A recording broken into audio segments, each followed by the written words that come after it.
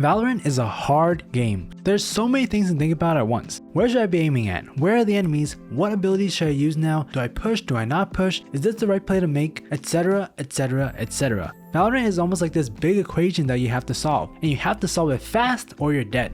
I got good news for you though. It doesn't have to be that complicated. If we break things down into smaller components, suddenly those problems seem a bit more solvable. Here are 5 simple rules that you should follow that will make playing Valorant easy peasy lemon squeezy. Before we get into it, if you want a truly complete guide on how to get better at Valorant, then you want to check out our website at SkillCapped.com. Our courses break down concepts step by step, making it easy for players to understand and then make actual changes to their gameplay to start climbing up the ranks. Today's video just gives you a taste of what we have to offer. If you want to improve fast, the link will be provided in the description below. Now let's jump into the video. Our first rule for today is the rule of 10. This rule makes shooting in Valorant extremely easy. The recoil pattern for most automatic weapons in Valorant start off straight vertical. After about the 10th bullet, the recoil starts to swerve left to right. The recoil patterns at this point are actually random, so who knows whether it's going to go left first or right first. Because it's random, it's best to avoid shooting beyond this point. The rule of 10 comes in 2 pieces. Shoot sprays of no more than 10 bullets and make sure to kill the enemy within those 10 bullets. The first 10 bullets are the easiest to control and are predictable since it's just straight upwards. Simply pull down and voila, recoil has been controlled.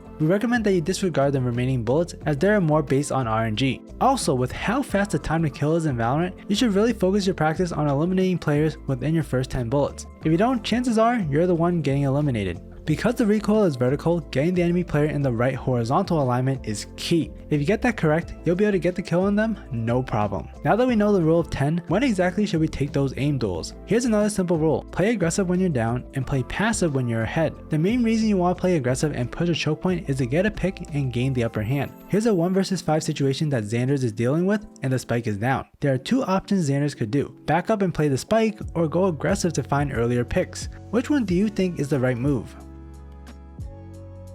The correct answer is going aggressive to find early picks. While backing up and playing the spike is typically the right answer, the problem is Xanders is in a massive man disadvantage. If he backs up, the enemy team can just regroup and then Xanders stands no chance of taking them all down at once. Instead, he works around maze and finds individual duels that he ends up winning. Xanders beautifully outmaneuvers version 1 and ends up taking control of the round with the picks that he got in quick succession. All of a sudden, a 1 versus 5 becomes 1 versus 1 with these quick aggressive plays and the impossible becomes possible.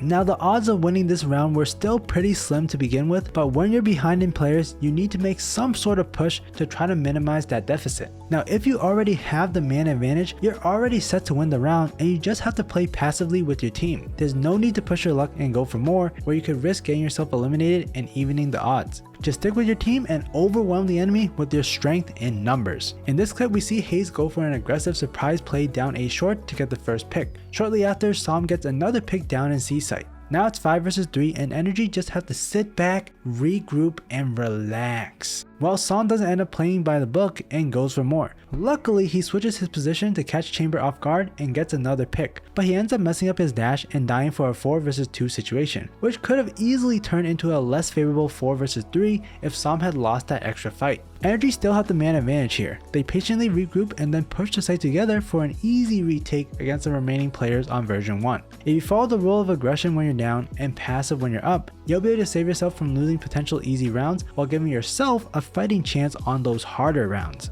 Moving on, now going for individual fights is not all that favorable. 1 versus 1 duels come down to who has the better mechanics, including aim, movement, and ability usage. Unless you know the player on the other side, there's no telling how good the enemies will be. They could be better than you or worse than you. Rather than leaving it to an actual 1 versus 1 to find out, it's actually better to just not know.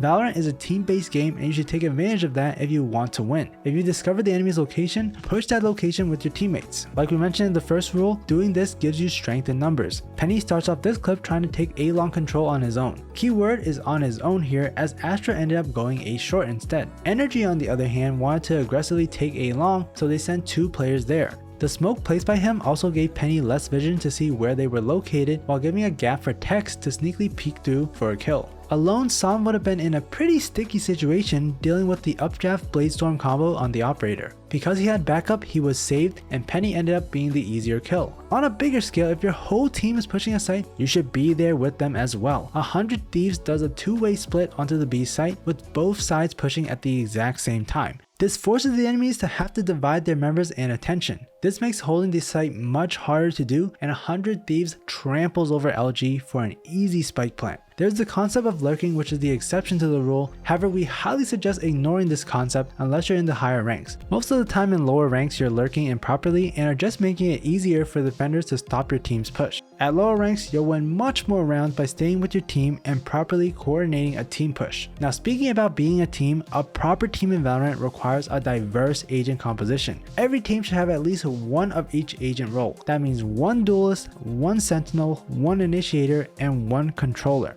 The last player can then essentially fill to what they're most comfortable with. This should be the player who is the least flexible on the team, so make sure you check with your teammates to see who that is. Having a diverse agent composition ensures that your team is well rounded. You've probably played the good old 5 duelist composition before at some point. Maybe you owned with it and maybe you didn't. In higher ranks, you would most definitely get destroyed because you lack the utility required to properly attack and defend a site. Let's take Breeze for example. If we imagine pushing onto the A or B site with no smokes, well, that's just not fun. You got just close to 5,000 angles to check for during the push if you have nothing covered. Or let's try defending 3 spike sites on Haven without any sentinels. The holds are going to be pretty tough if you don't have anything to slow the attackers down. This is why most teams will have at least one sentinel going into this map and in most maps. In this game, C9 and EG both have a diverse agent composition that covers every role here.